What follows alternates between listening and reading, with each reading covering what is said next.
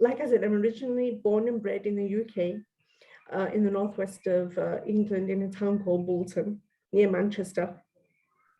And I was brought up there with one elder sister by my parents who had emigrated to Bolton. My father was from India and my mother was from Burma, Myanmar. And they got married in Myanmar, and then they decided to emigrate. And when they emigrated, my sister was quite small. She was about 5 or 6 years old, but I was born in the UK, grew up there. And in the Indian culture, it's very normal that at some point girls will settle down and get married. But my partner, he was born and brought up in a small town called Chibata in the eastern province of Zambia. And he asked me to relocate to where he is, and that's how I happen to be here. It's just where life takes you, isn't it? Yes, yes, absolutely. So you like it there? You do. So you do. You enjoy where you live now? You like it there? It was an adjustment. It was an adjustment to, because UK life, of course, is very similar to life in America, like where you are. So it's very different. It's a much more laid back life over here. And the town is quite small. Everything is literally around the corner. It was quite an adjustment. But I think when your time is filled up with things that you do, then you don't really, you don't really think about it. Once your time is filled up with things that you enjoy doing, it doesn't bother you anymore. And I think the world online is just another window it's a window to the rest of the world as well. That's all right. See, you know what? And see what you just described. When you think about it, we as business owners, we go through something similar to what you just described. We go through those transitions, the period of adjustment. You know, when you having to step out on your own with a product or a service. When you were describing that, I felt it.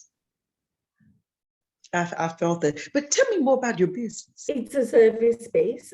So I'm an anxiety coach. I guide professionals through a process where they overcome their anxiety. But after that, I continue with the transition so that they continue to find themselves on the best level possible and get real clarity in their lives, in their professional life, as well as their life at home, and to help them make that transformation. That's wonderful. But how do you reach out to that? Is it mostly women, or is it men, or is it a blend of the two that you coach? No, it's men and women. Men and women. Yeah, because I don't think anxiety is just limited to women. No, and a lot of men go through it as well, but a lot of men will probably find it harder to talk about.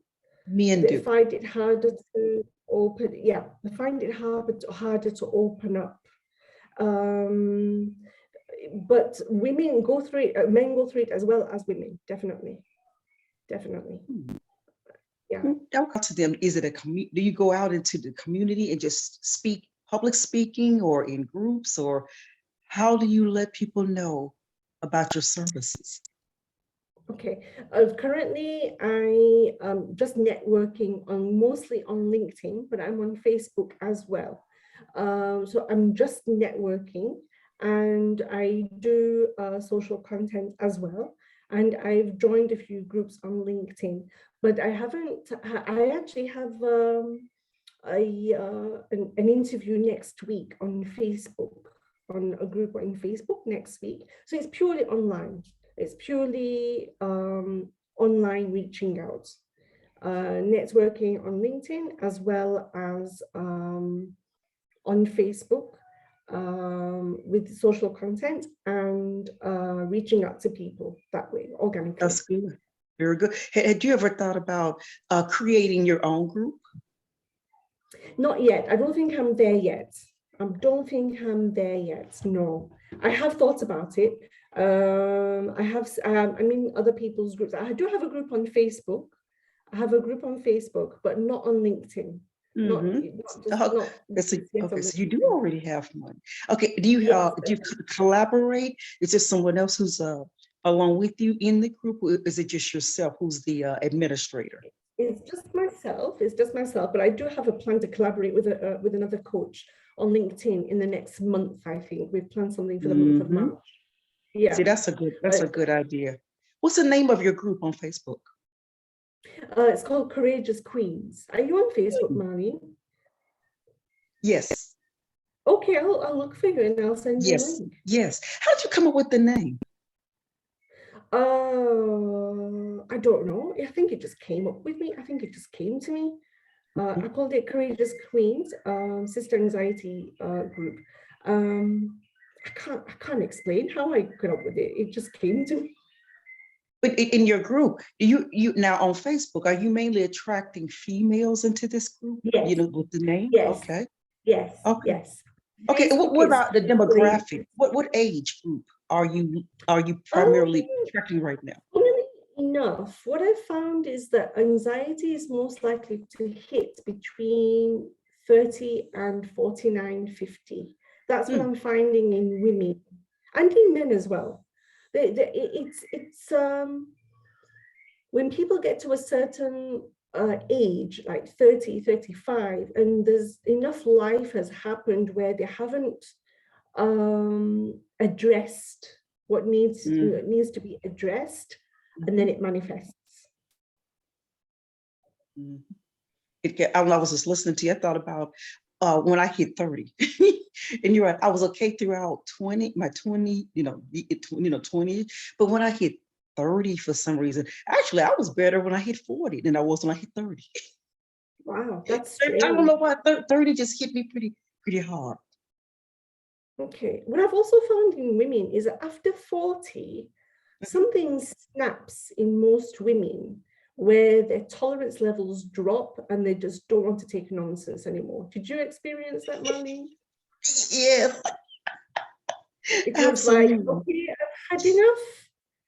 I don't want to tolerate some of these things anymore. And that I've seen it in so many women and myself. Something happens after 40. Yeah, so maybe you've kind of described it in the right way in the context of yourself. That at 30, in your 30s, yeah, maybe things start to bubble up. But after 40, something happens. You are so right. Oh, you're so right. You definitely described me. And I'm not mean toward individuals, but I'm cordial but firm at the same time. Yes, I've noticed you're quite firm. I have noticed that already, Marlene. And you're quite to the point. And we've just become like that. When you get to the point, and men are like that. Men, I find, are just more to the point. They just want to get down to business. And maybe it's when you have been working for many, many years. I think you naturally, as a woman, become like that as well. You maybe because time becomes more precious, you just get more to the point as well. So I think maybe that kind of radiates out, and then that's why maybe you're finding that you're attracting men more than women. But I think men probably will find it easy to do business with women, and maybe they see that in you as well. Maybe that's what attracts them to you. Because I do, and I'll tell you, I've noticed it through. You're right. In my because my daughter was born when I was in my late 30s. That's when she was born, and I went to work for securities for a broker dealer, and I did notice that even there being early 40s, doing business and that kind of thing, I was always just straight to. I was zoom right in. Straight to the point. People got to the point they were inviting me to do presentations. They said I didn't take forever to hit whatever point I needed to make, and people were learning from me. They were enjoying the presentation. They say, "But Marlene, get straight to it. She's enjoyable. Let's call on her to to do the presentation." Okay, all right then. Okay. Now, what about you? Do you do any type of presentations? To in your business, so that people can learn more? more about I'm actually planning a you all. workshop. I'm actually planning Wonderful, a wonderful, workshop in towards the end of this month or the beginning of March. I'm planning in my group good, on Facebook. Yes, very good. See, that's good. Very good. And yeah, make sure you send me an invitation. That's very good. I will. No, I will. I'll find you on Facebook and I'll send you the link. Yeah, I'll send like you. that. You know what? I'm sitting here talking to you, and I can see that I don't know about men, but I can see women, finding you easy to talk with. I was just noticing that as I'm sitting here talking with you, and I'm sure that Okay. they Oh, do thank find you you. easy That's a to huge speak with. compliment. Mhm. But That's I wanted to ask you in your profession, can you give just an example of? I mean, I know you can't call a name out or any kind, but I'm saying, can you give like maybe a scenario or an example of what was the process? What are some of the steps that you use in your coaching? If someone were to reach out and want to talk with you, what could they hear from the conversation you're not having that would give them some idea of what you offer and how you could Oh, help them? well, if you look at my website, I have a website, and on the website, the modules are laid out. So I've been very open in describing some of the steps which are taken for the full coaching package. And it's of course, the first step has to be me. I need to get to know the client on a much deeper level. That has to be the first step. But I also insist that the coach, and I think this is the client, sorry, I also try to get the client to, well, I request that they trust the process and trust me. And I think on one-on-one coaching, I think that is really, really necessary. The client, as when a client accepts to be coached, they've got to have some element of trust in the person that they have approached. They have to. That is the I think the very, very first step. But there is an element of reprogramming. There is an element of there's also a very detailed personality assessment that I do as part of my coaching program that I've been trained in. So these are some of the steps, but the other steps you can find them on my website. They are there. Oh, okay, I was just a little curious also. What are some of the types of conditions would you say you actually have seen people come to you with? Is it depression? Can you speak on that? Give some idea of the examples of what Yeah. people. Well, anxiety comes in many forms, but one of the major, several of the most common symptoms are anxiety. I find that it comes in layers. So, for example, anxiety can already be there, and something as insignificant as a report at work will add another layer of anxiety. So when anxiety is already there, then the buildup of anxiety happens very, very quickly, depending on what's happening in the client's life. And that causes the mind to overwork tremendously. And the mind becomes a bubbling pot of thoughts. And the thoughts are all trapped in the brain. And they need to be given an opportunity to be siphoned off so that you give your mind relief. Because the other symptoms when anxiety gets really bad is insomnia. And together, it becomes a vicious circle. Anxiety gets worse when you have insomnia, and yet insomnia is created by anxiety. And that when it gets worse and worse, yes, it leads to depression as well. And that's when you then lose sight of who you are. You feel disconnected. You lose your confidence, your self-love, your self-respect, your self-esteem. and it just falls apart. And then it snowballs. It snowballs into all of these various negative things. And then you kind of, you lose your shine, and the people around become concerned, and you become like an empty shell. You're not sure of who you are anymore. You don't trust yourself. You don't trust the instincts. You don't trust your decisions. You're constantly questioning yourself over little insignificant things, and then it just snowballs into all these other things. And when you're counseling, what would you say an average length of time? How long does it normally take for them to actually start to see a positive, some type of they can see progress being made? How long would you say it would normally take? I would say between 4 to 6 weeks.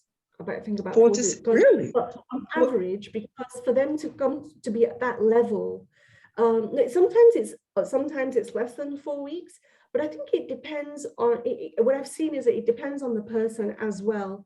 Because what I really try and instill in the client is that they open up to me as much as possible.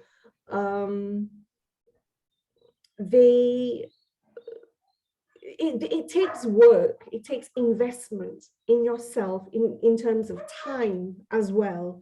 You've got to put the effort, in anything that you want badly. We know that, especially where we are, in anything that you want badly enough, you've got to put that time into it. You've got to invest into it as well.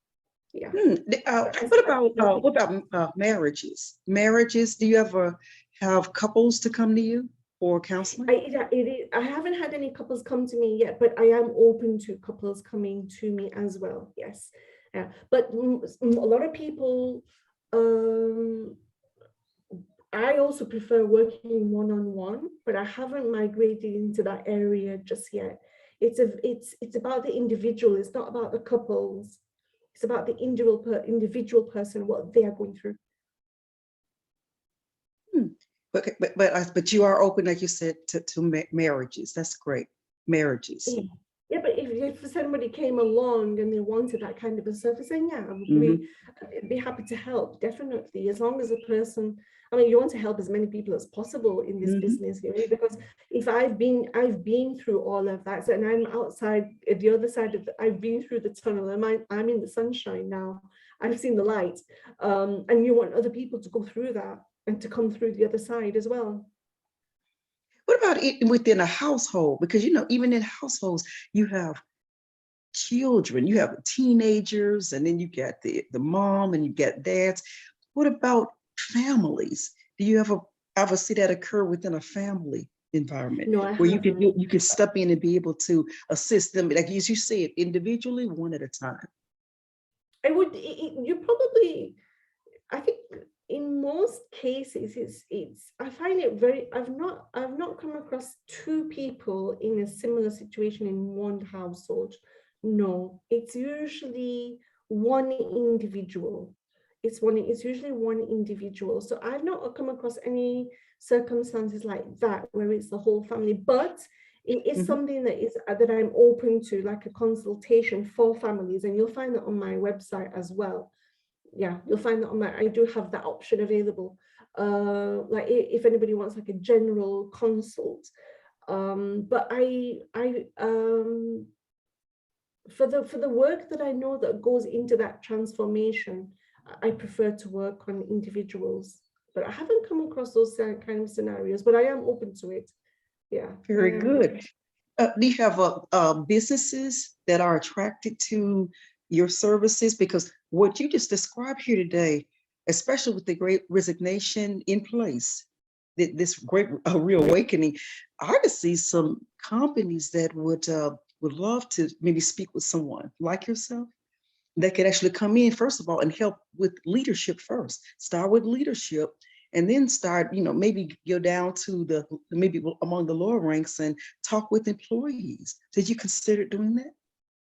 That's a brilliant idea, Marlene. I've not actually really considered that. So that tells me that you know of, or maybe you've heard of these kind of scenarios, because in the future, because I've been a professional for about 20 odd years myself, I've in various companies. I've worked in American tobacco corporations. I've been the manager at a telecommunications business center. Right now, I'm the accountant at the community school. So in the future, I see myself migrating more into that area of coaching, management, and leadership.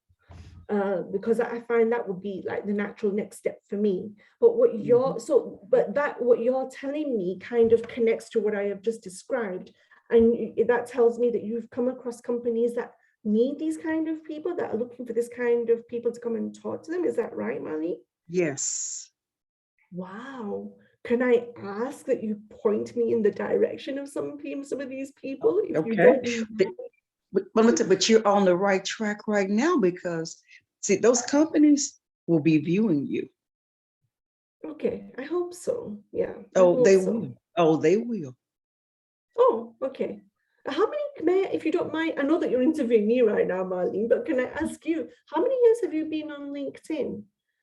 Oh, how many years on LinkedIn? I don't know, Yeah. maybe I will say maybe 6, 7 years, something. Wow. So you've got a wealth of experience on Uh, LinkedIn. That's why you're telling me that these people are watching me. Otherwise, you wouldn't be telling me that. So you're already, okay. No, because also when when we're finished with spotlighting, like spotlighting you today, you will be also seen on YouTube, Okay. LinkedIn, you know, like I said, YouTube and other different areas. And then you'll also take the recording and you'll place it on your website. You'll place it when you get ready to introduce yourself for workshops. They'll see you. That's what this is for. It's a spotlight, as a sort of like a long distance handshake for you. Right. So they'll get a chance to greet Wow. you, get to know more about you. That's what we're That's doing. amazing. But I would love to openly speak to people in such companies, because I think it's the people in companies like that, people in companies hit more with, they have a higher rate of being hit with anxiety, I feel. Mm, absolutely. Suicide and everything. They're facing all of this, and especially leadership. And then leadership, there it is among them. And then like I was saying, then their employees. It's there. It is. And so you being a professional, you could even maybe go in, if you were speaking to a group and some of the questions that they probably ask, you could then start to pick up from the audience. You say, okay, I'm picking up on her, picking up on him. You see what I'm From saying? the question, yeah. It'd be great if you were to go in and even speak with them publicly about this, because there's a great need for what you're offering, a great need Wow. for it. Wow, that is, it's in, on the one hand, it's quite sad to hear that so many people, it's quite sad. I think it's a real blessing to find your place in the world and know what you want to do, and to be in that place where you're happy to and willing and open to help other people through that, transformation. I think it's a very big blessing, having gone through what I have gone through. And then Mhm. it's so sad to hear that so many people go through this kind of thing. It's so sad, um, especially coming from a place where you've already experienced it, and Mhm. to wonder how many people out there are going through the same thing. It's it's quite it's something to, but yeah. Could you even consider the remote positions that people have now, because they were more accustomed to being around, groups, larger group of employees. There's a lot of anxiety at home with people who Yes. see. I've always worked remote. That doesn't bother me, but there are people, I'm talking with them, and they're feeling the anxiety. They're feeling, depressed, and because they're accustomed to seeing on a day-to-day basis larger groups of people, and now they're remote. Remote people could, you say one-on-one, remote could really. I'm telling, they could really relate to what you're talking about today. The remote individuals as well. Yes, yes, definitely. That's what I'm doing.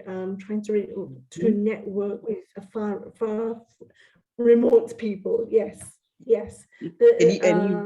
Especially, yeah.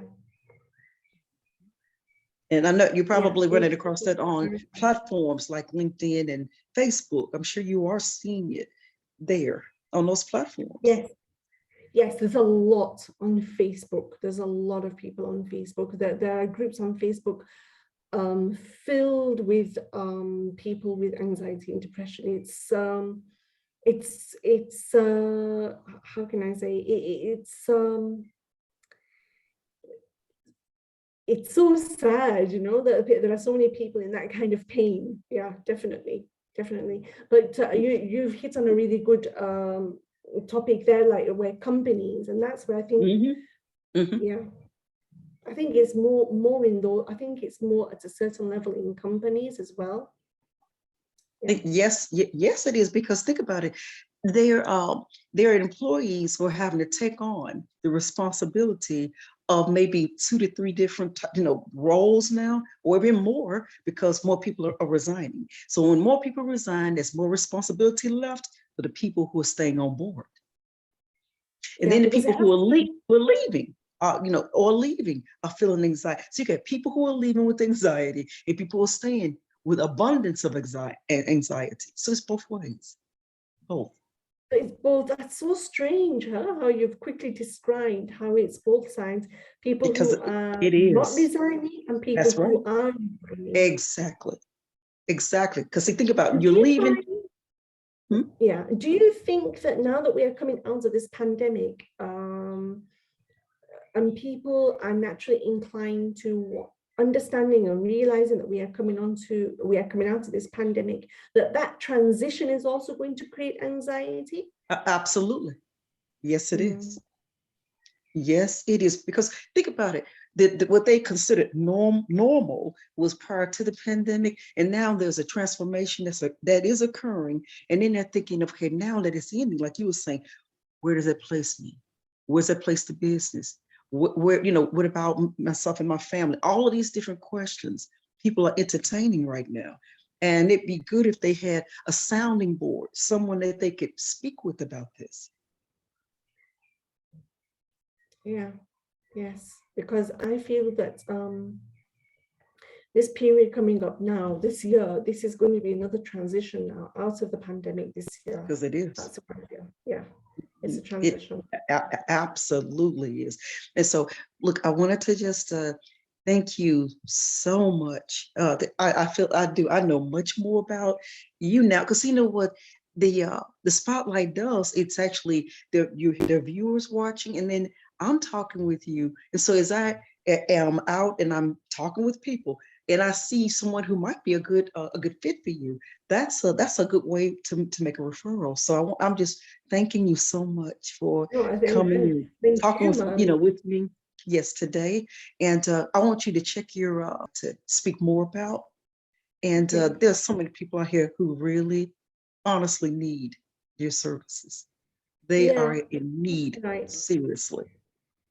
I think it's just the timing of I don't think when COVID happened, that anxiety was different, because it was the unsurety of what COVID meant, or getting COVID, or falling sick to COVID. But I think this transitional period, when we are coming out of the pandemic, I think that's going to be real anxiety. Because it is. This is sort of similar to the stock market for me. I'm because it vacillates. It's up and down, and up, and just all over the place. You're absolutely right. Listen, okay, Shaheda, thank you so very much for coming on board and allowing me, to spotlight, you and the business, and looking forward to speaking with you again. All right. Yes, definitely. Thank